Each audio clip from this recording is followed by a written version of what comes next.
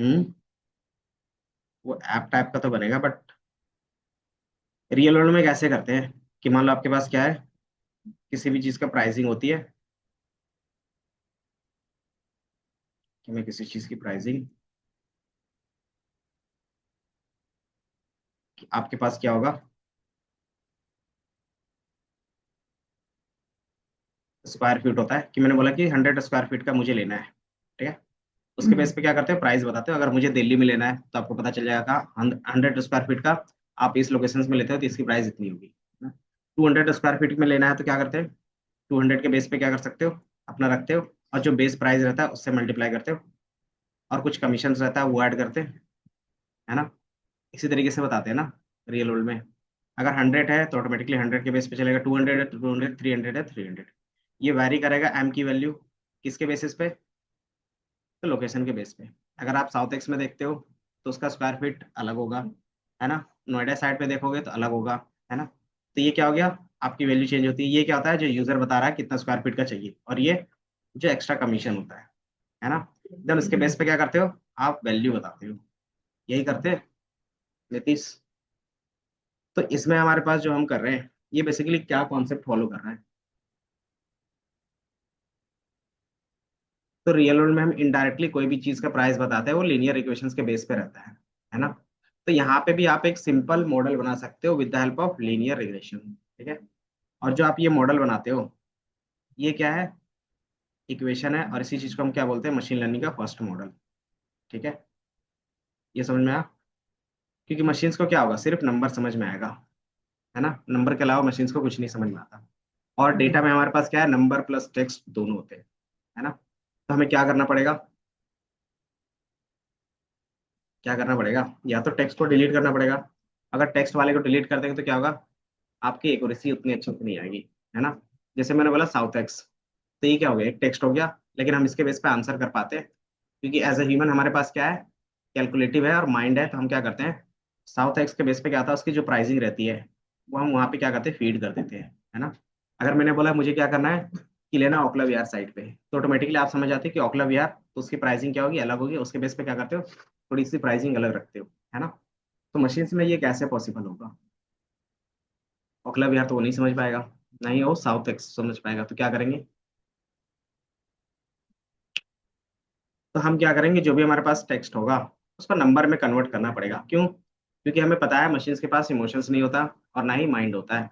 तो वो किस पे काम करेगा, तो सिंपल इक्वेशंस पे काम करेगा। तो कोई भी इक्वेशंस जो मैथमेटिकल होता है वो उस पे काम करता है। ठीक है। तो यहाँ पे हमने क्या किया था, एक लाइन इक्वेशंस बनाया था।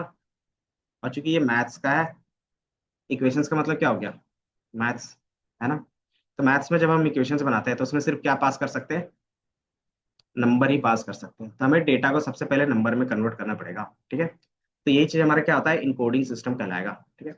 तो मशीन लर्निंग में कोई भी डेटा जाने से पहले हम कुछ ना कुछ क्या करेंगे, प्री प्रोसेसिंग करेंगे। प्री प्रोसेसिंग का मीनिंग क्या हो गया, डेटा को प्रिपेयर करेंगे फॉर एमएल मॉडल। ठीक है। कि हमारे पास जो मशीन लर्निंग का मॉडल होगा, जो इक्वेशन होगा, उसके अकॉर्डिंग हमारा डेटा क्या होना चाहिए, सुटेबल होना चाहिए। तभी क्या होगा, कैलकुलेशन होगा। ठीक है। तो उसको हम सुटेबल बनाते हैं, उसी चीज को क्या बोलते हैं, प्री प्रोसेसिंग। ठीक है।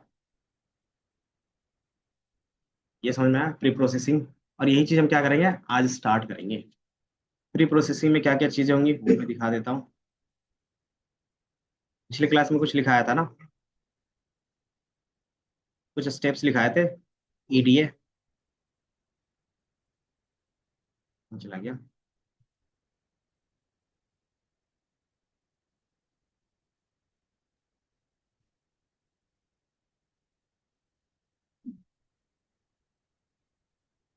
डेटा सेव कर लिया था ना। और ये क्वेश्चंस क्या थे, बेसिकली एनालिस्ट वाले क्वेश्चन थे, तो जो आप सॉल्व करके सामने वाले बिजनेस को देते हो, है ना। अब उसके अकॉर्डिंग क्या करता है, वो अपना बिजनेस डिसीजन लेता है। ठीक है।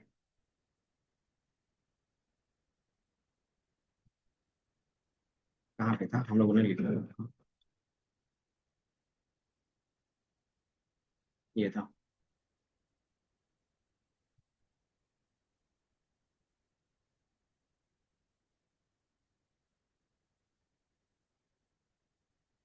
यही था ना।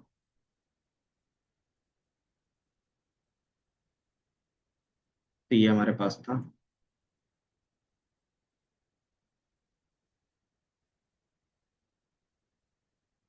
तो ईडीएफ और मशीन लर्निंग सिंपल है कि आपको डेटा इस तरीके से कन्वर्ट करना है ताकि हमारे पास क्या हो, कोई भी मैथ्स के इक्वेशंस में हम डायरेक्टली उसको फीड कर सकें।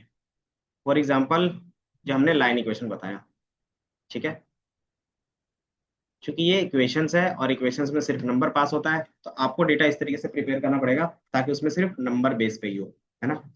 तो सबसे पहले आपको डेटा क्लीन करना पड़ता है। नल वैल्यू नंबर होता है या नहीं होता?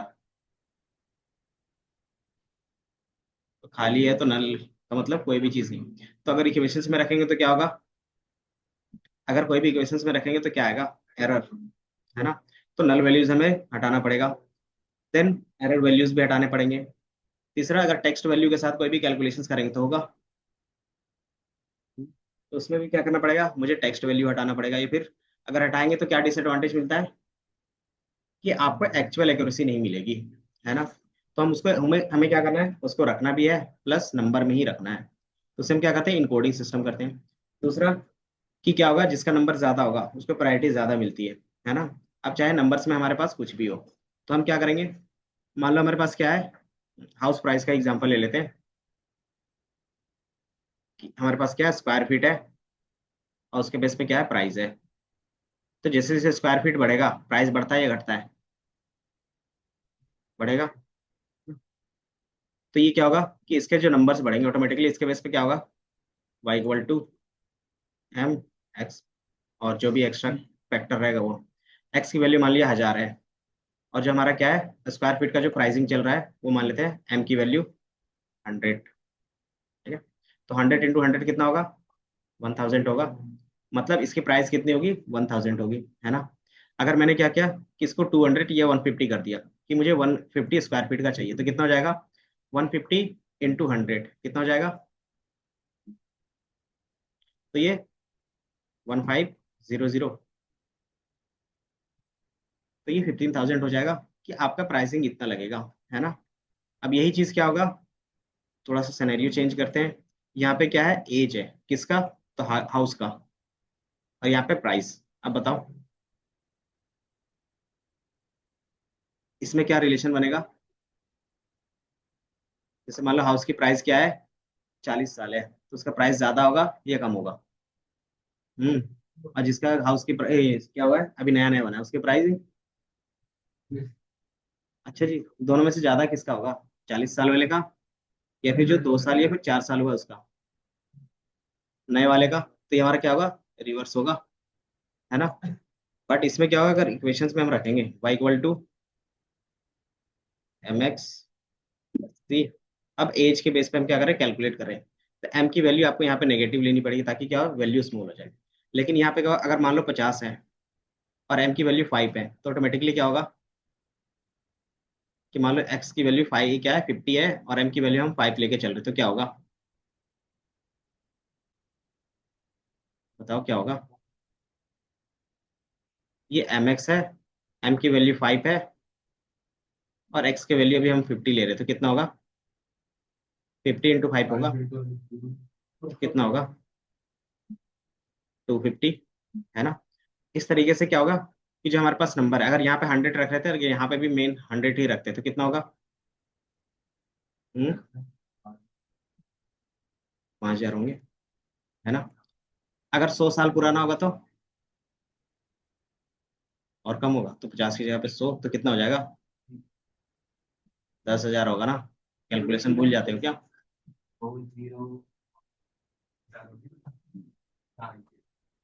4 जीरो। तो यहाँ पे क्या है कि जो हमारे पास डेटा है वो इस पे डिपेंड नहीं कर रहा, इस पे डिपेंड कर रहा है जो एक्चुअल वैल्यू है उस पे, है ना। लेकिन यहाँ पे जो रिलेशन होगा वो नेगेटिव होगा, तो नेगेटिव कैसे बना सकते हो, डिवाइड करके, है ना। तो वो चीज हम क्या करते हैं, यहाँ पे जो वैल्यू होता है उसका जो ये वैल्यू, इसका जो फैक्टर होता है उसको हम क्या करते हैं, अपने अकॉर्डिंग चेंज करते हैं, है ना। ताकि क्या हो, उसको एक एग्जैक्ट आंसर मैच करवा सके जो हमारा एक्चुअल वाई है, ठीक है। ताकि क्या होगा, आंसर आपका सुटेबल होगा। लेकिन अगर देखोगे तो हमारे पास ये जो वैल्यू है, अगर इसकी वैल्यू ज्यादा है तो ऑटोमेटिकली क्या होगा, नंबर अगर क्या है, लार्ज है, तो किसी से भी मल्टीप्लाई करोगे तो क्या हो जाएगा, लार्ज नंबर हो जाएगा, होगा या नहीं होगा। है ना। तो सेम क्या है यहाँ पे भी था कि हमने क्या कहा था, स्क्वायर फीट में भी क्या कर रहे थे, उसका लार्ज नंबर था तो उसको ज्यादा कंट्रीब्यूशन मिल रहा था, इसका भी लार्ज नंबर होगा तो इसको भी ज्यादा कंट्रीब्यूशन मिलेगा। तो हम क्या करेंगे, सबको एक रेंज में कन्वर्ट कर सकते हैं, है ना। ताकि क्या हो कि जो हमारा मैनिपुलेशन होगा वो क्या होगा कि हमारे एम के बेस पे होगा, कि हम डिसाइड करेंगे कि एम की वैल्यू क्या होगी, पॉइंट में होगा 1.5 मतलब क्या होगा 0.5, या फिर जो भी फैक्टर होगा हम अपने अकॉर्डिंग चेंज करेंगे। वो क्या होगा, प्राइस के बेस पे चेंज नहीं होगा, वो फैक्टर जो हम लोग डिसाइड करेंगे उसके बेस पे चेंज होना चाहिए, ताकि क्या हो एक सुटेबल आंसर मिल सके। तो वो चीज़ हम क्या करेंगे यहाँ पे परफॉर्म करेंगे, तो उसी चीज़ को हम लोग क्या बोलते हैं, स्केलिंग। ठीक है। तो इसमें आपके पास जो जो स्टेप्स हैं और टॉपिक्स में भी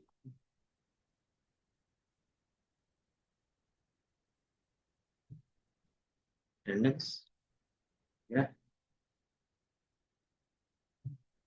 तो यहाँ पे इन्होंने दिया है ईडीए का पार्ट ऑटोमोबाइल डेटा का। ठीक है, सबसे पहले इन्होंने क्या दिया है, मिसिंग वैल्यू हैंडल करने का, जो हम लोग को पता है। उसी चीज को हम लोग यहाँ पे क्या बोलते हैं, इम्प्यूटिंग टेक्निक्स। कौन कौन सा इम्प्यूटिंग टेक्निक्स आप लोगों ने अभी तक देखा है, बता सकते हो। मिसिंग वैल्यू कैसे हैंडल कर देते हैं, ड्रॉप करके। और तो मीन मीडियन मोड, ये क्या है, इम्प्यूटिंग टेक्निक्स है। तो वही चीज आप क्या करते हैं, यूज करते हो। ठीक है। आउटलायर डिटेक्ट करना, आउटलायर डिटेक्ट क्यों करेंगे, कि कुछ एक्सपेक्ट क्या है, एक्सेप्शन केस है उसको हम हटा सकें। ठीक है। इनकोडिंग मैंने बताया कि कैटेगरिकल जो डेटा होगा उसको न्यूमेरिकल में चेंज करने के लिए। ठीक है। डेटा स्केलिंग, ताकि क्या हो फिक्स रेंज रखा जाए। देन फीचर सिलेक्शंस और फीचर इंजीनियरिंग, इसका मतलब क्या होता है, बताया था पिछले क्लास में भी, फीचर सिलेक्शन। ठीक है। तो फीचर्स किसको बोलते हैं वो हम लोग देखेंगे। फीचर जो आपका एक्स वेरिएबल होता है, ठीक है, तो हमारे फीचर्स होते हैं। और जो हमारे पास वाई होता है उसको बोलते हैं लेबल। ठीक है। फीचर इंजीनियरिंग किसको बोलेंगे, कि आपके पास जो भी डेटा है, एग्जिस्टिंग डेटा, उसी से क्या कर रहे हो, कुछ नया डेटा क्रिएट कर रहे हो, नया कॉलम क्रिएट कर रहे हो, तो वही क्या होता है, फीचर इंजीनियरिंग का होता है। ठीक है। Handling imbalance data, imbalance data क्या होता होगा,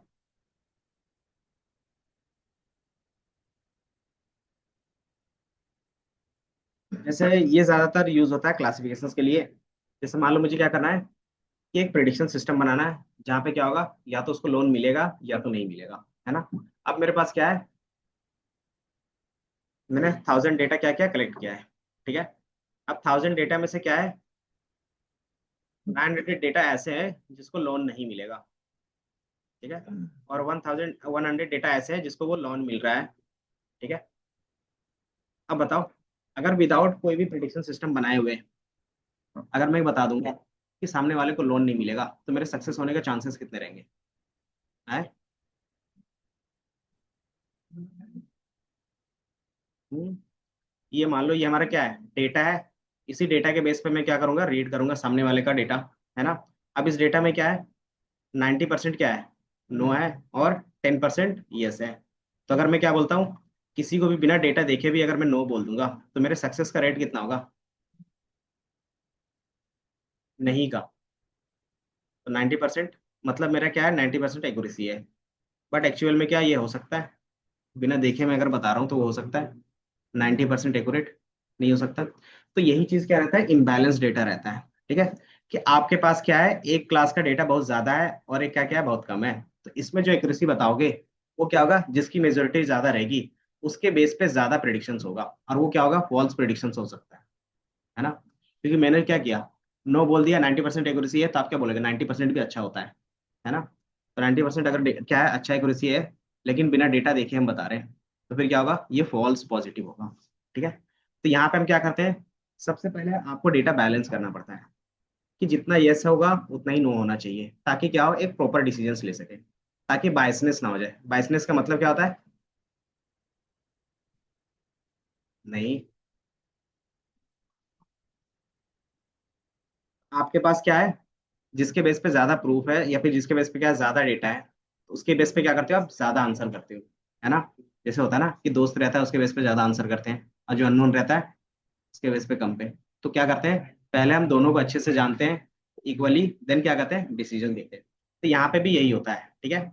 उसी चीज को बोलते हैं हैंडलिंग इम्बैलेंस डेटा। मतलब क्या करोगे, जो इम्बैलेंस है उसको पहले बैलेंस करोगे, कैसे कर सकते हैं, जनरली आप क्या करोगे, और भी डेटा कलेक्ट करोगे यस वाले का, है ना, या तो यस वाला क्या करोगे और 800 कलेक्ट करोगे, तो कितना आ जाएगा दोनों, 900, और ये भी 900 हो जाएगा। ठीक है। अगर 200 का कम ज्यादा रहता है तो चल सकता है, लेकिन क्या होना चाहिए, अप्रोक्स दोनों इक्वल होना चाहिए। ठीक है, जैसे ये 900 है तो ये 800 होना चाहिए, या फिर 1000 होना चाहिए, तो इतना चल सकता है। एक अप्रोक्स रहता है, 10% का गैप चल सकता है, उससे ज्यादा नहीं। ठीक है। इसमें क्या है, कितने परसेंट का गैप है, 80%। कैसे निकालते हैं, कोई नहीं, आराम से देख लेना जनरल कॉम्पिटिशन्स वाले में। ठीक है। 80% का तो नहीं होगा, उससे ज्यादा होगा या फिर उससे कम होगा। ठीक है। तो वो चीज रहता है। ठीक है। तो हम क्या करते हैं, तो ये चीज हम क्या करते हैं, कैलकुलेट कर लेते हैं। अब इसको बैलेंस करने के लिए अलग अलग टेक्निक होगा। ठीक है। या तो आप क्या करते हो, अंडर सैंपल करते हो। अंडर सैंपल का मतलब क्या होता है, कि जिसका कम वैल्यू है वही दोनों कर देते हो। कि मेरे पास कितना है, 100 ES है, तो मैं यहाँ से भी क्या करूंगा, 100 Y, 100 नो ही लूंगा। तो क्या होगा, ये बैलेंस हो गया, है ना। अब दूसरा क्या कर सकते हो, ओवर सैम्पलिंग कर सकते हो। ओवर सैम्पलिंग का सिंपल मीनिंग होता है कि आपके पास ये 900 था नो का, आप यस को भी क्या करोगे, इतना डुप्लीकेट बना दोगे इसका। कितने टाइम्स, तो 8 टाइम डुप्लीकेट बना देंगे तो 900 ये भी हो जाएगा, है ना। तो ये क्या हो गया, ओवर सैम्पलिंग हो जाता है। स्मोट का मतलब होता है क्या, कि जो भी हमारे पास डेटा है उसके आसपास का डेटा ही जनरेट करके उसको क्या करना, यूज करना। ठीक है, एग्जैक्ट डेटा नहीं होता, बट क्या रहता है, उसके नियरेस्ट पॉइंट्स वाले डेटा होते हैं। ठीक है। तो ये सारा टेक्निक्स हम लोग क्या करेंगे, प्रैक्टिकली करेंगे। ठीक है। अब इससे पहले हम क्या करते हैं, थोड़ा सा मशीन लर्निंग का ओवरव्यू देख लेते हैं। ओवरव्यू मतलब फंडामेंटल और यूज केस और स्टेप्स। ठीक है। तो वो देखते हैं, फिर स्टार्ट कर लेंगे।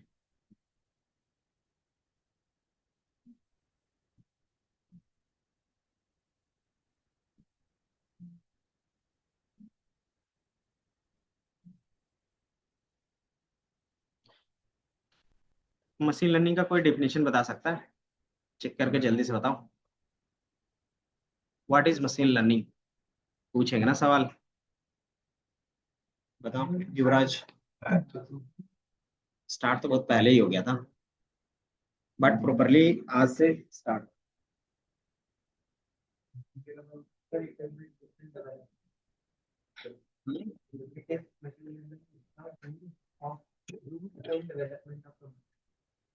यूज एंड डेवलप, कुछ और प्रॉपर सिंपल डेफिनेशंस कुछ बताओ युवराज।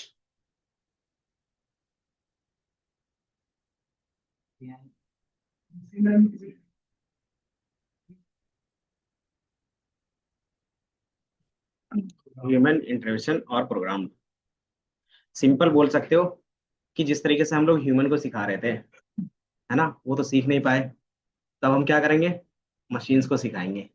ठीक है, क्यों सिखाएंगे मशीन्स को, क्योंकि मशीन्स कुछ नहीं बोलता, चुपचाप सारा फॉलो करता है। ठीक है। लेकिन वो वही चीज सीखेगा जो आपका डेटा रहेगा। ठीक है। मशीन्स में एक सबसे बड़ा डिसएडवांटेज होता है, वो किसी एक काम को अच्छे से कर सकते हैं, सारे काम को अच्छे से नहीं कर सकते, है ना। नहीं, नहीं, उनका दिमाग चलता है, देख लो, एक बार में 4 कोर्स करते हैं, 4 कोर्स, नहीं देख रहे हो। तो मशीन से ऐसा नहीं कर पाता है, वो एक चीज पे ही फोकस करेगा और उसी में क्या करेगा, अपना बेस्ट देगा। ठीक है। एज ए ह्यूमन हम भी देते हैं, तो हम भी क्या आते हैं उसमें सक्सेस होते हैं, है। तो एक टास्क क्या करते हैं, एक एल्गोरिदम से करवाते हैं, इसी तरीके से क्या होगा, हर टास्क को अलग अलग एल्गोरिदम से करवाते हैं, तो आप देखोगे हर एक चीज का अलग अलग सॉफ्टवेयर होगा, देखा है। तो ये क्या होता है कि आप एक टास्क के लिए एक ही सॉफ्टवेयर बनाते हो जो एक ही काम करता है। एडोबी फोटोशॉप, वो सिर्फ क्या एक्सपर्ट है, सिर्फ फोटो बनाने में। अगर मैं उसको बोलूंगा वीडियो बनाने के लिए बना के देगा, तो वीडियो के लिए कौन सा, कैनवा। कैनवा में भी अलग अलग सेक्शन होते हैं, तो वो सारा चीज हम क्या कर सकते हैं, यूज कर सकते हैं। ठीक है। तो सबके लिए क्या होता है, अलग अलग चीजें होती हैं। तो सबसे पहले हमें मशीन्स को सिखाना पड़ता है। अब हम मशीन को सिखाएंगे कैसे, जैसे हमने सीखा था उसी तरीके से मशीन्स भी सीखेगा। ठीक है। बस मशीन्स में दिमाग नहीं होता, तो हमें क्या करता है, कुछ ना कुछ इक्वेशंस फॉर्म करना पड़ता है पैटर्न के बेस पे। ठीक है, मशीन्स क्या करता है, पैटर्न रिकॉग्नाइज कर सकता है। एज ए ह्यूमन हम भी क्या करते हैं, वही चीज करते हैं। तो सबसे पहला जो स्टेप होता है, आपके पास मशीन्स के लिए डेटा होना चाहिए। ठीक है, डेटा होगा तभी आप क्या कर सकते हो, आगे का काम कर सकते हो। ठीक है, और डेटा क्या होना चाहिए, प्रॉपर होना चाहिए। जैसे रहता है ना, गार्बेज इन गार्बेज आउट, इसका मतलब क्या होता है, हिंदी संगीत। और जैसे वो बचपन में पढ़ते थे ना, दो भाई रहते थे, मेले में खो जाते थे, और एक चोर के पास और एक पंडित के पास खोलता था, वो तोता वाला, याद है? हाँ कोई बात नहीं। तो जो चोर के पास रहता था वो गाली सीख जाता है, और जो शादी के साधु के पास रहता था वो क्या सीख जाता है, मंत्र। है, तो वही तो बता रहे हैं। अब वो नहीं बता। तो वहां पे लास्ट में क्या लिखा हुआ रहता था, इस कहानी से आपको क्या सीख मिलती है। तो मतलब जिस तरीके से डेटा आएगा आपके पास उसी तरीके से आप सीखते हो। ठीक है, तो मशीन्स में भी यही है। ठीक है, जिस तरीके से डेटा फीड करोगे उसी तरीके से आंसर करेगा। ठीक है, तो ये चीज यहाँ पे भी रहेगा, है ना। जब हम मशीन लर्निंग में जब हम आते हैं, सॉरी, डेटा साइंस का जब आपने कोर्स लिया होगा, तो ये सारे टर्म्स आप लोगों ने देखा होगा। इधर देख लो, data science, data analytics, big data, machine learning, deep learning और एआई का। इसके अलावा हमारे पास और भी होते हैं, जेएनएआई। ठीक है, हाँ वो डीप लर्निंग के इंटरनल पार्ट होते हैं। मतलब अभी जो हम यूज करते हैं एज ए एआई, वो जेएनएआई होता है। ठीक है, तो इसके बारे में डिफरेंस पता है? अगर किसी ने पूछ दिया what is the difference between data science और डेटा एनालिटिक्स या फिर मशीन लर्निंग, तो क्या बताओगे?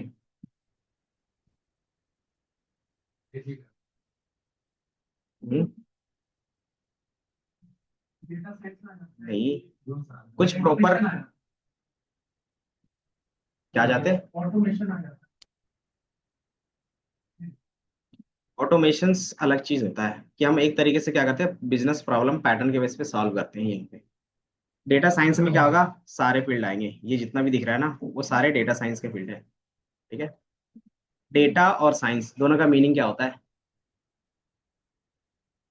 विज्ञान, और साइंस मीन एक्सपेरिमेंट, है ना। तो हम क्या करते हैं, डेटा के साथ कोई भी चीज अगर एक्सपेरिमेंट करते हैं तो वही हमारा क्या होता है, डेटा साइंस का फील्ड होता है। ठीक है, तो चाहे आप डेटा एनालिटिक्स पढ़ो, बिग डेटा पढ़ो, एआई पढ़ो, मशीन लर्निंग, डीप लर्निंग, इसमें क्या होता है, डेटा के साथ ही एक्सपेरिमेंट होता है। ठीक है, तो वही चीज हम यहाँ पे करते हैं। अब क्या होगा, सबका लेवल अलग होगा, है ना। डेटा एनालिस्ट में हम क्या करते हैं, कि हमारे पास डेटा आता है, उसको क्लीन करते हैं एंड एनालाइज करते हैं। ठीक है, कि हमारा हिस्टोरिकल डेटा था, उसमें एनालाइज करके हम क्या करते हैं, अपने बिजनेस के बारे में क्या करते हैं, फाइंड करते हैं बिजनेस प्रॉब्लम और बिजनेस सॉल्यूशन, कि मेरा बिजनेस कैसा चल रहा था, वो हम लोग क्या करते हैं, एज ए नंबर दिखा सकते हैं, है ना। एज अ डेटा से क्या कर सकते हैं, कि हमारे बिजनेस में क्या प्रॉब्लम चल रहा था, एज ए नंबर वो हम देख सकते हैं, है ना। तो वो काम किसका रहता है, डेटा एनालिस्ट का रहता है बस।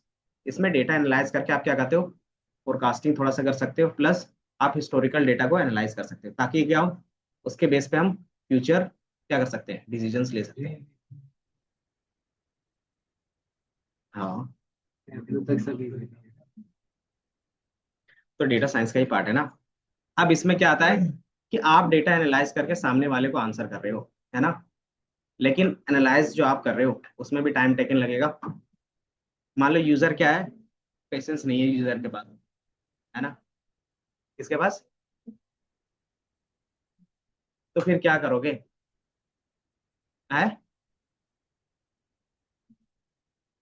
तो उससे फिर सिंपल सी बात होती है, कि अगर आप क्या कर रहे हो, यूजर पर टाइम ज्यादा ले रहे हो, तो ऑटोमेटिकली वो दूसरे के पास चला जाएगा, और इससे क्या होगा, कि आपका क्लाइंट वहां से हट जाएगा, है ना। जो उससे प्रॉफिट आने वाला था, जिससे आपका ग्रो होता, वो नहीं हो पाएगा।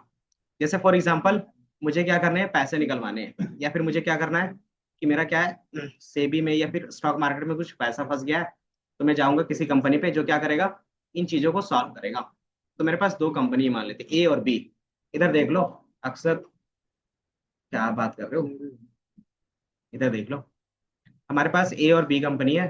ठीक है, ए में है दीपांशु और बी में है युवराज। ठीक है, युवराज ने क्या किया, बोला कि मुझे 2 दिन का टाइम दो, देन मैं आपको बताता हूँ कि आपका कितना टाइम लगेगा और कितना पैसा निकलेगा। ठीक है। और दूसरा, दीपांशु ने क्या बोला कि ठीक है आप बैठो, आधे घंटे में मैं बताता हूँ। तो किसके पास यूजर है ना, तो किसके पास आएगा वो एम्प्लॉय, और अगर दोबारा रेफरेंस किसी का देगा तो वो किसका देगा। हम्म। लेकिन अगर आप आधे घंटे कर रहे हो तो उसमें आपको टाइम दे रहे हो थोड़ा सा, है ना।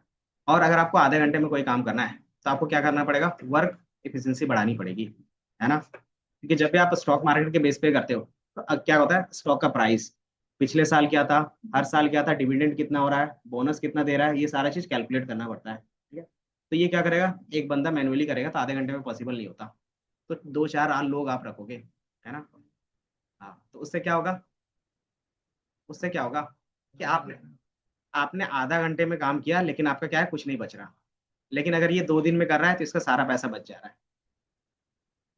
तो इफिशिएंसी होने के बाद भी क्या है, प्रॉफिट नहीं आ रहा, क्यों?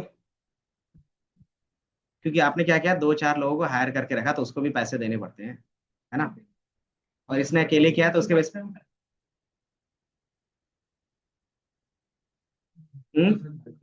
कितना ज्यादा मांगोगे।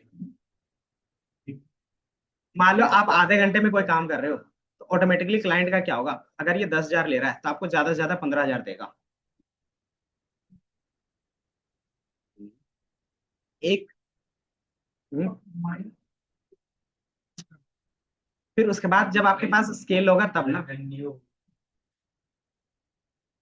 उसी में रहता है।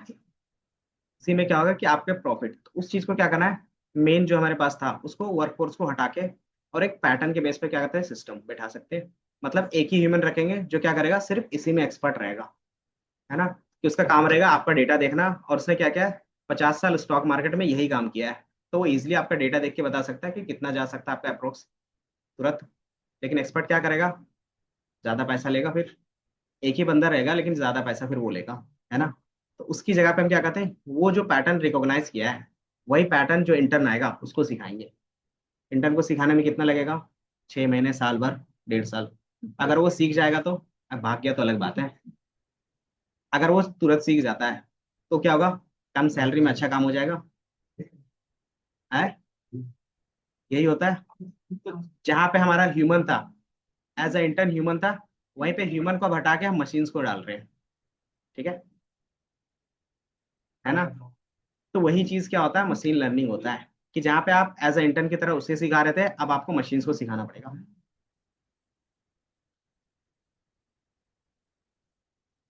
नहीं, सिर्फ ये क्या करेगा, आपके काम को फास्ट करेगा। अब मशीन्स क्या होता है, इसके पास खुद का दिमाग नहीं होता, जैसे एज ए इंटर्न आपको भेजेंगे तो आप क्या करोगे, खुद का दिमाग लगा के सोचोगे, है ना। मशीन से ऐसा कर पाएगा।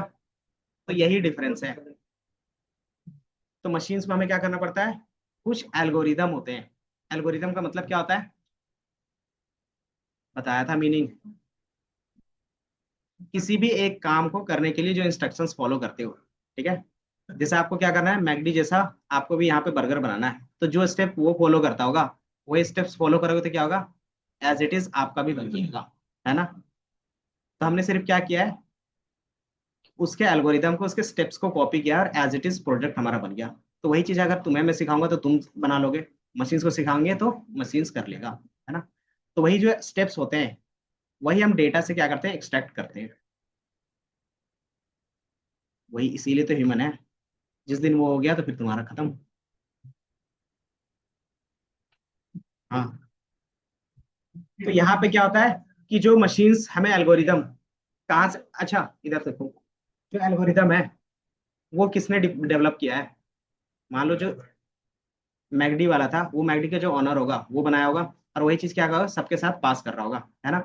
तो सेम चीज क्या करना है कि अगर आपको सेम काम करना है तो वही एल्गोरिदम फॉलो करते हैं। अब वो एल्गोरिदम अगर आपके पास है तो सिंपली क्या करोगे, सिर्फ उसमें डेटा फीड करोगे। डेटा मतलब रॉ मटेरियल जो होगा, और आपको क्या होगा, डायरेक्टली रिजल्ट मिल जाएगा, है ना। ये एल्गोरिदम उसने फाइंड किया है। इसी तरीके से आपको क्या करना है, अपने डेटा से वो पैटर्न फाइंड करना होगा। ठीक है। जैसे हमारे पास क्या हाउस प्राइस प्रेडिक्शन है, तो जो हमारे पास डेटा है उससे आपको एक ऐसा पैटर्न फाइंड करना है जिससे क्या हो कि आपका प्रेडिक्शन सिस्टम बन जाए। कि आप सिर्फ क्या करोगे, इनपुट दोगे, ऑटोमेटिकली क्या होगा, इस पैटर्न में जाएगा और वहां से वो आउटपुट निकाल के देगा। ठीक है। अब ये पैटर्न फाइंड कैसे होता होगा, कोई भी पैटर्न कैसे फाइंड करते हो? जैसे एग्जांपल यहीं पे देते हो वन, ये एग्जांपल पहले भी दिया था शायद, सिंपल एग्जांपल एक ये है,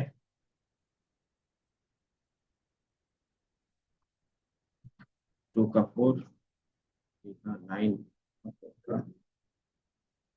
16। ठीक है। अब इस, हमने क्या किया, एक नंबर लिया है 10। चलो इधर देखो, हमने एक 10 नंबर लिया है। अब 10 के बेस पे क्या क्या हो गया, अब बताओ 10 के बेस पे उसका क्या नंबर होगा, ये वाई एक्स है और ये वाई है, और ये एक्स है और ये वाई है। ठीक है। अब इस पैटर्न के बेस पे बताना है कि यहाँ पे वाई क्या होगा, बता सकते हो कैसे? हाँ। और इस पैटर्न के बेस पे यहाँ पे क्या होगा? कैसे? तो ये चीज आप कहाँ से निकाल रहे हो, दिमाग से? तो मतलब डेटा है तभी ना। तो आपका डेटा जिस तरीके से है उस तरीके से क्या होता है, पैटर्न निकलता है। तो यहाँ पे पैटर्न क्या है, y=x का है, और यहाँ पे कौन सा पैटर्न है, y=x² का है ना? तो ये जो निकल रहा है, ये इक्वेशंस, यही हमारा क्या होता है, पैटर्न होता है। ठीक है। तो हम क्या कर सकते हैं, रियल वर्ल्ड में किसी भी चीज को नंबर में कन्वर्ट कर सकते हैं एज अ पैटर्न। ठीक है। तो यही चीज हमारा क्या होता है, पैटर्न होता है, जो हम क्या करते हैं, डेटा से एक्सट्रैक्ट करते हैं। ये आपने कैसे एक्सट्रैक्ट किया, यहाँ पे जो एक्स और वाई था उसके बीच में रिलेशंस बना के, है ना, कि हमारा एक्स कितना है उसके बेस पे वाई क्या होगा, है ना। एक और बनाते हैं, 1 2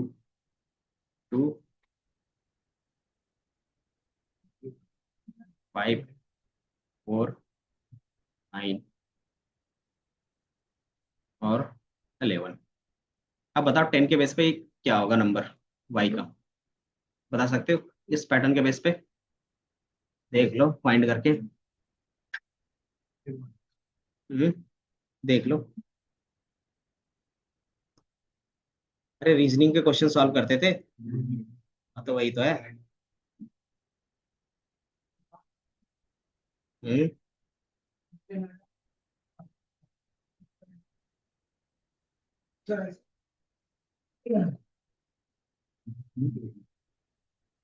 अब बताओ 10 के बेस पे कितना नंबर होगा?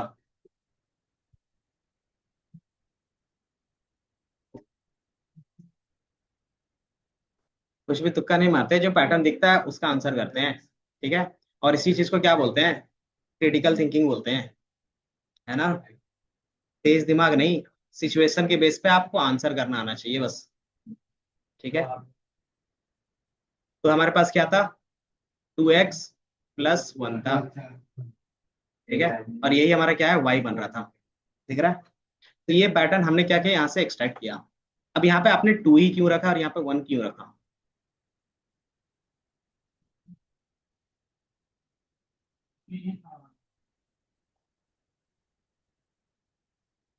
क्योंकि हमें यहाँ पे जो रिकॉग्नाइज कर रहे थे, हर एक नंबर के साथ क्या था, 2 मल्टीप्लाई होकर 1 ऐड हो रहा था, है ना।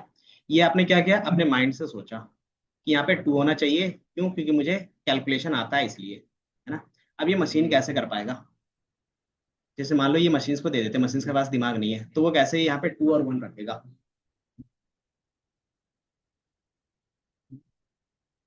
तो इसको हमें क्या करना पड़ेगा, ट्रेन करना पड़ेगा। मशीन्स डायरेक्टली आंसर नहीं कर पाएगा इस चीज का, कि यहाँ कहाँ पे 2 होना चाहिए, कहाँ पे 1 होना चाहिए, वो नहीं बता पाएगा। वो कैसे बताएगा कि ये मेरा x है और ये मेरा y है। ठीक है। अब इस x के बेस पे y क्या होगा, वो तुम खुद से डिफाइन करो, कि मेरे पास क्या है, एक x है, x की वैल्यू क्या है, मान लेते हैं 2 है। ठीक है। और जो मेरा y है कितना है, तो 5। ठीक है। ये मेरा x हो गया, ये y हो गया। ठीक है। अब इसको बताना पड़ेगा कि आपको इसको किस इक्वेशन के बेस पे ये नंबर फाइंड है। तो हमें बाय डिफॉल्ट अगर यहाँ पे देखोगे, तो ये कौन सा इक्वेशन कहलाता है बाय डिफॉल्ट, कौन सा इक्वेशन था, y=x², y=x, y=mx+c, तीनों कौन सा इक्वेशन है, बता सकते हो? तो ये लाइन इक्वेशन है, ये लाइन इक्वेशन है, ये क्वाड्रेटिक इक्वेशन, बचपन में पढ़ा था। है ना। क्वाड्रेटिक मतलब क्या होता है, जिसका पावर रहता है ना, 2 पावर रहता है इसके बेस पे। तो आपको पहले क्या करना होता है, देखना पड़ता है कि हमारा जो इक्वेशंस बनेगा क्वाड्रेटिक में सुटेबल आएगा या फिर लीनियर में, है ना। आपने क्या किया है कि आपने बताया इसको कि यहाँ पे जो इक्वेशंस बनेगा, इधर देख लो युवराज, यहाँ पे जो पैटर्न बनेगा तो आपने क्या बताया कि एक लीनियर लाइन के बेस पे बना, मतलब एक लाइन इक्वेशन के बेस पे बन सकता है। ये आपको बताना पड़ता है मशीन से। तो आपने क्या बताया कि यहाँ पे आप क्या करोगे, एक लाइन इक्वेशन फॉलो करोगे। मशीन पे मैंने बस इतना बताया। तो लाइन इक्वेशन क्या होता है, y equal to M x plus c होता है ना। अब मशीन क्या करेगा, x की वैल्यू और y की वैल्यू पुट करेगा। x की कितनी है, तो 2 है, और y की कितनी है, 5 है। अब यहाँ पे m था और c था, है ना। अब मुझे क्या करना होगा, m और c की वैल्यू फाइंड ऐसा करना पड़ेगा ताकि क्या हो, यहाँ पे 5 आए। तो कैसे करेंगे, तो स्टार्टिंग हिट एंड ट्रायल से होता है। आप भी क्या कर रहे थे, हिट एंड ट्रायल कर रहे थे कि पहले 1 रख के देखा, 2 रख के देखा, 3 रख के देखा। तो मशीन्स में भी क्या होता है, हम लूप चला के ये हिट एंड ट्रायल करेंगे कि पहले हमने m की वैल्यू क्या किया, 1 रख के देखा, m की वैल्यू 1 रखा और c की वैल्यू भी 1 रख के। तो ये 5 था, 1:2 प्लस 1 कितना आ गया, 3 आ गया। तो क्या 5 3 के इक्वल है, नहीं है, मतलब हमें चेंज करना पड़ेगा। तो फिर मैंने क्या किया, c की वैल्यू 2 रख दिया, एक बार इसको रख के देख रहे हैं तो क्या होगा, यहाँ पे 2 होगा। तो 2 × 1 + 2 कितना हो गया, 4। मतलब ये भी पॉसिबल नहीं हो रहा है ना। फिर हम क्या कर रहे हैं, दोबारा इसको बढ़ा के देख रहे हैं, 3 कर दिया, अब हो रहा है। तो ये अब हो रहा है ना। अब क्या हो गया, ये बन गया। लेकिन यही चीज अब क्या करेंगे, किसके लिए फॉलो करके देखेंगे, 4 के लिए भी। क्या ये जो हमने बनाया अभी इक्वेशन कितना बनाया, तो जो हमारा इक्वेशन आ रहा था m की वैल्यू कितनी आ रही थी, 1। इसको यहाँ पे इसको रिमूव कर दे।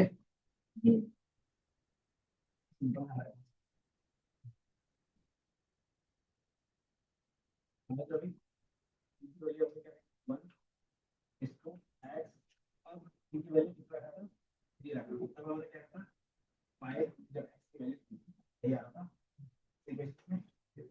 लेकिन हमारे पास डेटा क्या गया था, तो 1 के बेस पे बनना चाहिए था, 2 के बेस पे 5 बनना चाहिए था, 3 के बेस पे बनना चाहिए 7, और 4 के बेस पे 9 9 आना चाहिए। और 5 के बेस पे ये हमारे पास डेटा था।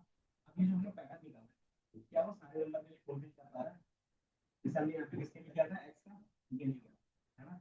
इसमें ये फुलफिल कर पा रहा है, क्या 3 के लिए फुलफिल कर रहा हूँ, x की वैल्यू 3 रख के लिखते हैं, into 1 कितना है, 6।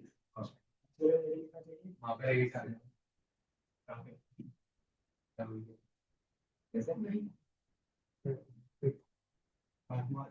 कैसे हमने पैटर्न बेस पे लिखा ना, 1 प्लस 1 का पैटर्न लिखा है। अब ये जो क्या है, रीजन टाइम,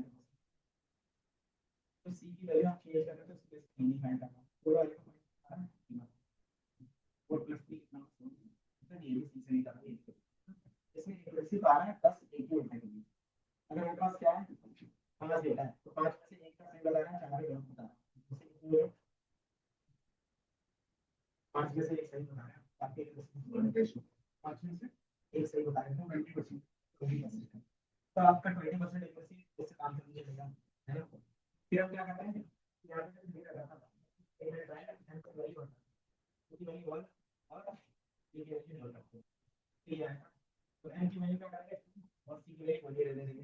तो क्या होगा, black question white by 2 2x plus 1 ये बनेगा। ये हमने चेंज किया ना, एन की वैल्यू और 2 किया और सी की वैल्यू 1 कर दिया। अब इसमें क्या करेंगे, पेज करके देखेंगे, तो ये जो प्रिंट कर सकते हैं, x की वैल्यू मतलब मैंने 2 3 प्लस 1 तो जाएगा, टेबल पे मतलब ये सही लगा है। क्या करते हैं, फाइव रख के देखते हैं, यहाँ पे 5 रखते हैं, क्या है 5 * 2 क्या है, क्लियर मतलब ये आ रहा है।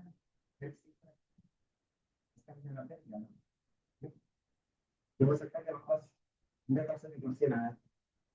अब मैं क्या करता हूँ, 6 का रख के देखता हूँ, ठीक है।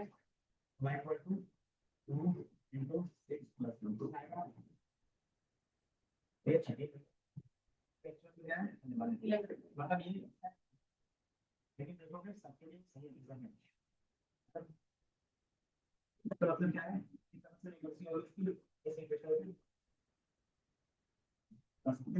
इस डेटा के बेस पे इस इक्वेशन की एक्यूरेसी कितने से 5 नहीं बताना।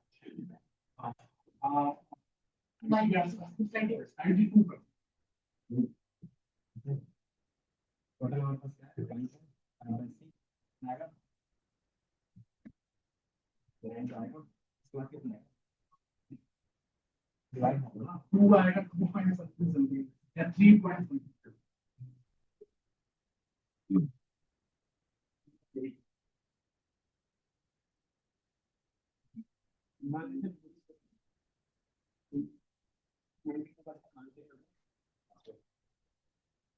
इसमें क्या है कि 92% इंटरेस्ट क्या है पैटर्न के बेस पे। अगर कोई दूसरा नंबर बार बार चेंज करते हैं क्या होगा क्या हो सकता है जैसे दो के बजाय और डिग्री क्योंकि बहुत समय तक ये बता है हम क्या करेंगे किसी को इसका पैटर्न मालूम पड़ते हैं इसमें क्या है ज्यादा वैल्यूज क्या है इसके बेस पे आंसर का डेफिनेट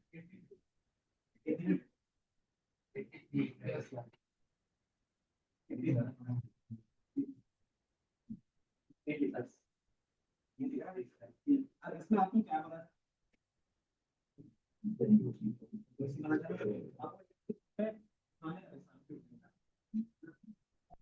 आपका काम क्या था मशीन को सिखाने में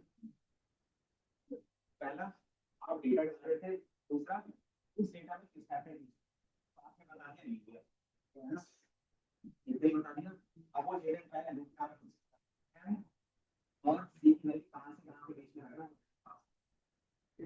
और यही चीज मशीन लर्निंग में जाता है हमारा कम्युनिकेशन कि क्या है नंबर क्या वो डेटा है ठीक है और यही काम क्या रहता है हमारा इम्प्रूव करते हैं ये जितना एक्यूरेट होगा उतना ज्यादा हमारा रिजल्ट आएगा जितना ज्यादा रिजल्ट होगा तो ये हमारा क्या होगा मॉडल का और अब यहाँ पे मॉडल को क्या आएगा ये जो क्वेश्चन बना है ये हमारा क्या हो गया मशीन लर्निंग मॉडल ठीक है ये समझ में आया ये हमारा क्या हो गया मशीन लर्निंग मॉडल इसी तरीके से चैट जीपीटी में यही सिंपल यही रहता है इसमें क्या है और भी डेटा रहता और भी कॉम्प्लेक्स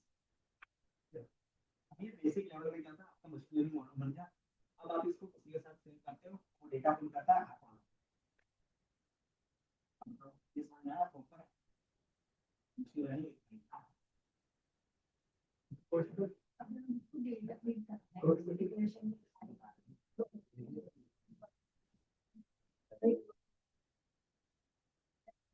तो अगर ये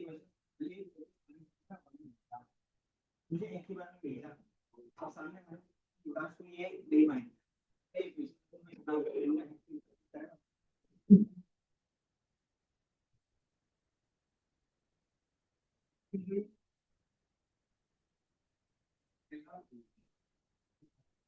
कौन सा एल्गोरिथम ये क्वेश्चन जो होता है ना वो पैटर्न बेस्ड पैटर्न क्या हो सकता है लीनियर हो सकता है मतलब एक लाइन को फॉलो कर सकता है या फिर नॉन लीनियर ठीक है किसी भी तरीके से तो अगर लीनियर है तो आप लाइन अगर नॉन लीनियर है तो नॉन लीनियर इक्वेशंस यूज करेंगे तो नॉन लीनियर में क्या है 8-10 इक्वेशन आपका जिस हिसाब से डेटा में पैटर्न दिखता है उस हिसाब से आप क्या करते हो ये मतलब ये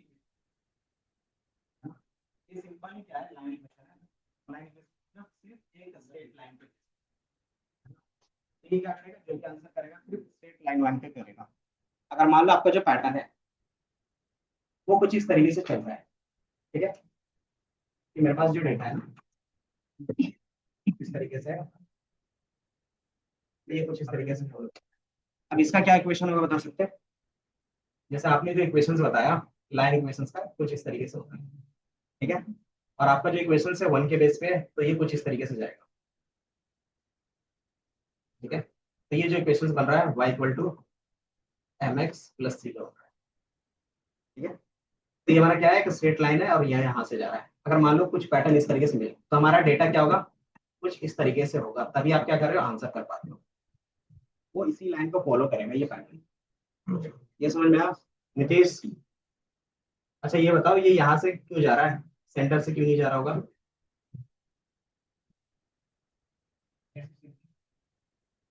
जीरो से ये हो गया ना, कोऑर्डिनेट पड़ा है ना, तो ये होता है जीरो से, और ये क्या हो रहा है, यहाँ से जा रहा है, क्यों जा रहा है बता सकते हो? कोफिशिएंट, ये इंटरसेप्ट। तो अगर आप यहाँ पे थोड़ा सा लॉजिक लगाओगे कि x का वैल्यू अगर जीरो रखते हैं, y की वैल्यू मेरे को कितनी रखती है बता सकते हैं बस। So, इस इक्वेशन से मैं 2x+1 है, ठीक है। अगर x हमारा जीरो होगा तो y कितना होगा, क्यों, तो ये चीज है। और इसी चीज पे जब लाइन ड्रॉ करते हो, ये हमारा x होता है, ये y होता है ना। अगर मेरा x जीरो है, y कहाँ पे होगा, तो ये यहाँ पे होगा, तो इसीलिए इसीलिए इसको क्या बोलते हैं, इंटरसेप्ट बोलते हैं। हाँ, तो ये हमारा क्या था, इंटरसेप्ट होता है, ठीक है? मतलब x का वैल्यू अगर कुछ भी नहीं है तो y क्या हो सकता है, वो यहाँ पे दिखा है। इसीलिए क्या है, इसका लाइन इक्वेशन यहाँ से, अगर यहाँ पे यहाँ से सेंटर से जा रहा है, इसका मतलब क्या है, कि हमारा c की वैल्यू वहां पे जीरो होगी, तो ये इंटरसेप्ट बताता है। अब ये कैसे डिसाइड होता है कि इसका स्लोप क्या होगा, मान लो मैंने इस तरीके से सेंटर से यहीं से लेके गया है, एक और लाइन गया, सेंटर से गया इस तरीके से गया, और एक और लाइन गया जो सेंटर से इस तरीके से। अब तीनों में डिफरेंस क्या है, इन तीनों में डिफरेंस क्या है, देख रहा है, तो स्लोप का है। और स्लोप कैसे निकलता था, नाइन्थ में पढ़ा था, वो तो हाँ 10 थीटा होता है, बट क्या लाइन इक्वेशंस के बेस पे कैसे निकालते थे, याद है, स्लोप कैसे निकालते थे, y2 - y1 divided by x2 - तो यही जो वैल्यू रहता था वही तो स्लोप होता था। और जो ये है स्लोप, वही हमारा क्या होता है, m होता है, ठीक है। जो आपको यहाँ पे m की वैल्यू मिल रही है ये स्लोप है, ठीक है। आपने यहाँ पे क्या किया, स्लोप दिखाया, और स्लोप अगर पॉजिटिव में है तो उसका डायरेक्शन क्या होता है, अगर स्लोप पॉजिटिव है तो डायरेक्शन किधर दिखता है, तो ये हमारा क्या होता है, अप ट्रेंड दिखता है इस तरीके से। अगर स्लोप अगर हमारा नेगेटिव रहता तो क्या दिखता, तो ये डाउन ट्रेंड दिखता, ठीक है। और यही चीज हम लोगों ने किसमें पढ़ा था, कोवेरियंस और कोरिलेशन में, याद है, याद ही है। तो वही सारा चीज क्या है यहाँ पे है, ठीक है। तो यही चीज आप क्या करोगे, यहाँ पे यूज करोगे इंटरनली, ठीक है। कोडिंग के बेस पे बात करें तो जो हम लोग इतना काम कर रहे हैं उसके लिए सिर्फ एक ही लाइन होता है, लीनियर रिग्रेशन। इतना लिखते हो ये सारा चीज आपका बन जाता है, ठीक है। तो कोडिंग क्या हो गया, बेसिक होता है, 3 से 4 लाइन के कोड में आप क्या करते हो, एक मॉडल बना सकते हो, ठीक है। इससे ज्यादा लाइन कोड लिखने की जरूरत नहीं पड़ती। उसमें जो लाइन हम लोग लिखते हैं मॉडल को इम्प्रूव करने के लिए, मॉडल को डेटा को लोड करने के लिए, डेटा को क्लीन करने के लिए, एंड डेटा की एक्यूरेसी को इम्प्रूव करने, ट्रेनिंग के लिए बस 2 से 3 लाइन होगी, ठीक है। ये समझ में आया, ये एक सिंपल क्या हो गया, लीनियर मॉडल हो गया। अब इसको आप सिंपली क्या कर सकते हो, किसी के साथ भी शेयर कर दें, ठीक है। अब यहाँ पे क्या हो रहा है, लाइन, तो मैंने इसका इक्वेशन पूछा था, क्या होगा बता सकते हो, किसमें, इसमें देख लो, तुम्हें लग रहा है एक्स और वाई की वैल्यू इक्वल होगी, ये कौन सा लाइन है बता सकते हो, हाँ।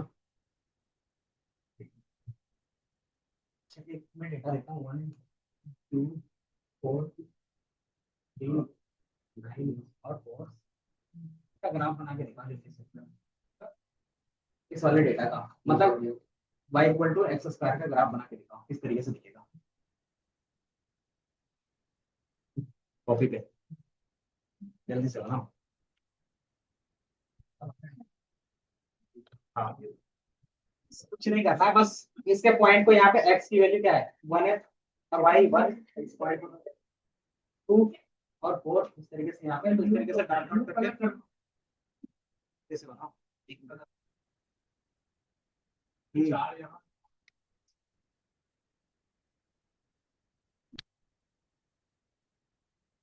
जल्दी से बनाओ, ठीक है ना? क्या होता है?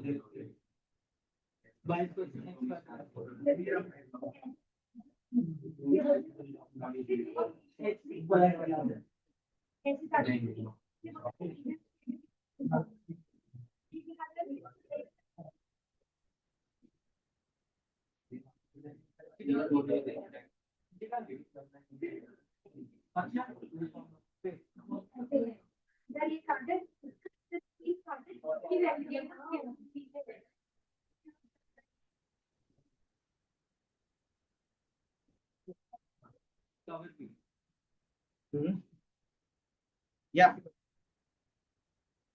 कैसा बना? हाँ जी, क्या नाम है? बना? नहीं बना? इसमें मैथ्स कमजोर होने की बात ही नहीं है। इसमें मैथ्स है ही नहीं, इसमें लॉजिक है। मैथ्स कुछ नहीं होता, लॉजिक होता है। समझ में आया? नहीं। बस वही बनाना, सिर्फ आपको एक लॉजिक यूज करना था कोऑर्डिनेट सिस्टम का, कि आपके पास एक्स और वाई दिया हुआ था। अब यहाँ पे क्या करना था, वन टू, और इस तरीके से यहाँ पे क्या करना था, वन टू थ्री फोर। यहाँ पे वन है, यहाँ पे वन है, तो इसका डॉट यहाँ पे आएगा। यहाँ पे टू है, यहाँ पे फोर है। अब बताओ इसमें मैथ्स का ज्यादा यूज हो रहा है या लॉजिक का तुम्हारा? कि तुम्हें एक सिस्टम फॉलो करना है जिसमें क्या है कि जो नंबर है उसका पॉइंट है बस। इसका हमारे पास क्या था, थ्री था, इसका क्या होगा, नाइन होगा। 14 था और यहाँ पे इसका फाइव है, कैसे फोर, इधर से तीन का 16 होगा। ये डेटा हमने यहाँ पे दिया था, जो डेटा दिया था वही हमने क्या किया, रीड किया है। अब इसमें क्या करोगे, सारे डेटा पॉइंट को मिला दो। तो बस यही करना था। बताओ क्या नाम है? बताओ। तो मैथ्स इजी होता है, हार्ड बना देते हो तुम। तो बता, अभी तक जितना भी पढ़ाया ये तो सिंपल था, और यही मैथ्स में यूज होता है पूरा का पूरा। फॉर्मूला हार्ड होता है।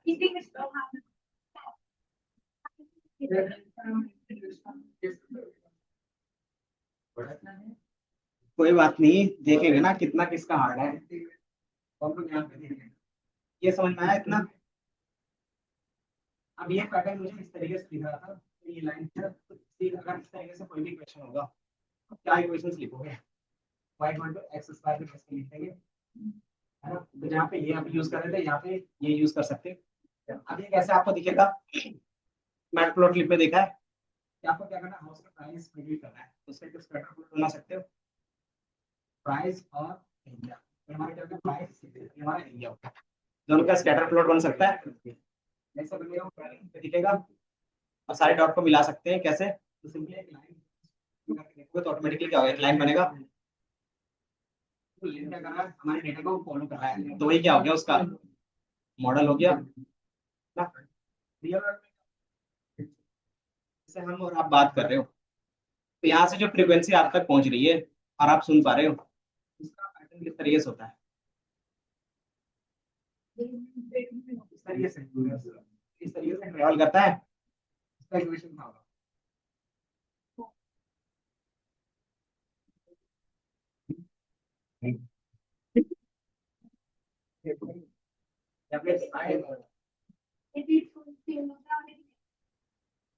टेक्निकल नहीं जाना है, ठीक है।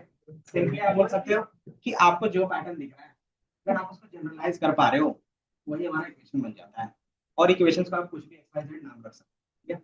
तो आपको पहले पैटर्न दिखा, जिसको ये पहले पैटर्न दिखा होगा, उसने क्या किया, इसको नंबर में कन्वर्ट कर दिया, कैसे, जिस तरीके से हम नंबर में इक्वल टू अगर ये मैं फर्स्ट टाइम में कन्वर्ट कर रहा हूँ, तो मैं क्या हो गया, इसका क्रिएटर, है ना। तो इसको जो डेवलप करता होगा कि हमारा जो लैंग्वेज है इस तरीके से चल रहा है, अब इसका जनरल फॉर्म बन सकता है क्या, तो हर एक चीज का क्या होगा, मैथ्स में इक्वेशन बन जाता है, हर एक चीज का क्या होगा, इक्वेशंस बनेगा। क्यों, क्योंकि अगर आप इक्वेशंस बना सकते हो तो उसका लॉजिक ऑटोमेटिकली बन जाता है ना। तो जो आपने लॉजिक बनाया, उसको क्या किया है, जनरलाइज किया, और जब जनरलाइज करते हैं वही हमारा मैथ्स का इक्वेशन, ठीक है। और इसी को क्या कर सकते हैं, किसी के साथ भी सेम करते हो, तो सेम पैटर्न का क्वेश्चन क्या होता है वहां पे सॉल्व, है ना। तो यही चीज हमें यहाँ पे भी करना है। तो हमारे पास जो रियल वर्ल्ड में जितने भी कॉमन पैटर्न्स है, ज्यादातर पैटर्न्स आपको इस तरीके से दिखेगा, इस तरीके से दिखेगा, या फिर नॉन लीनियर में इस तरीके से दिखेगा, है ना। तो ये सारे क्या होते हैं, पैटर्न्स होंगे, वो आप क्या करते हो, उसका जो इक्वेशन होता है, तो हमारा जो सबसे पहला होता है लीनियर, और फिर नॉन लीनियर में तो कहते हैं फिक्स होता है, लाइन इक्वेशंस, क्वाड्रेटिक इक्वेशंस। आप जैसे जैसे पावर पढ़ाओगे, मैंने कहते हैं वाई को ट्राई किया, उसका जो कर्व बन रहा था इस तरीके से, अगर मैं इसका क्यूब कर दूंगा तो उसका कर्व किस तरीके से बनेगा, तो ये कुछ इस तरीके से और क्या होगा,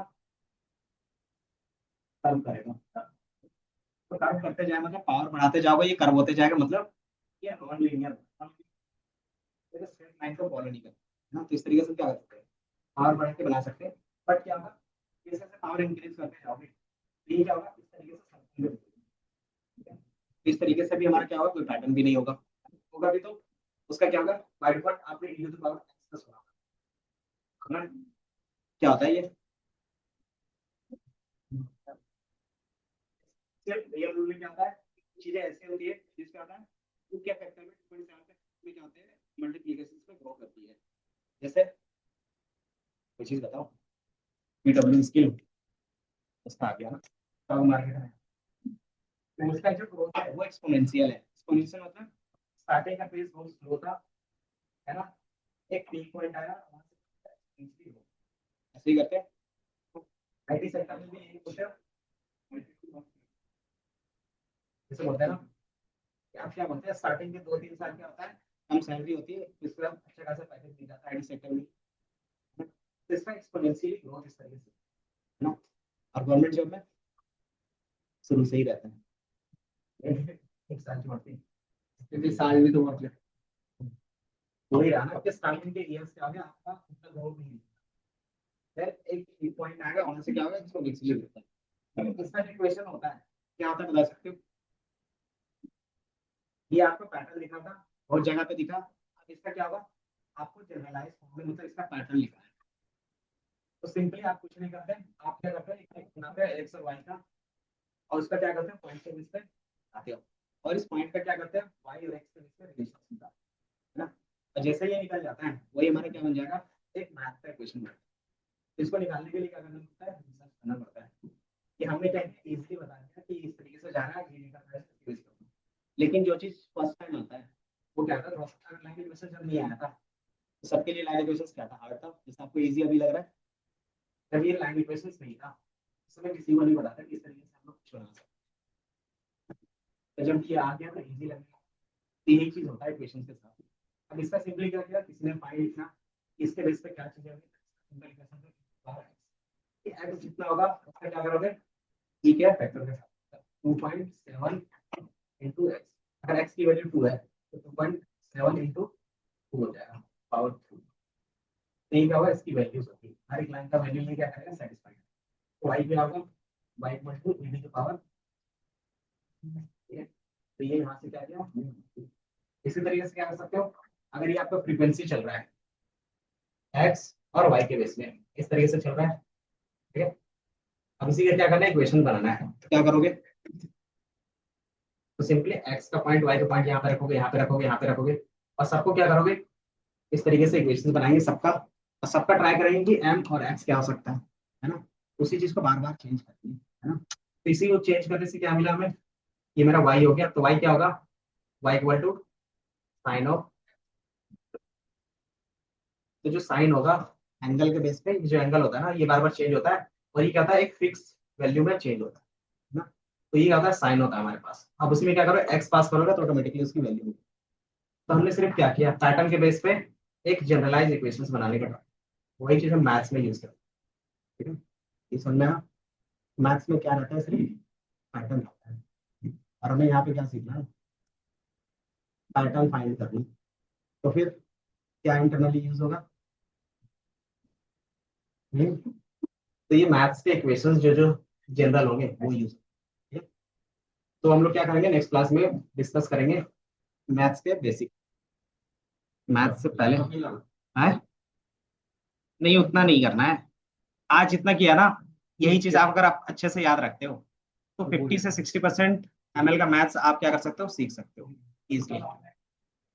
क्यों, थ्योरी है लेकिन यही मेन है एमएल। एमएल में कोड के बेस पे 4 लाइन का कोड होगा। तो ये सारी चीज हम लोग क्या करेंगे, डिस्कस करेंगे, types, then on the basis of हमारे पास क्या होगा, पैरामीट्रिक नॉन पैरामीट्रिक होंगे, अलग अलग इक्वेशंस होंगे, ये सारा चीज हम लोग देखेंगे, ठीक है। तो कल थोड़ा सा डिस्कस कर लेंगे ये। अब ये बताओ, इतना समझ में आया एमएल के अंदर क्या होता है, बताओ। एमएल का फुल फॉर्म नहीं पूछा, होता क्या है, नहीं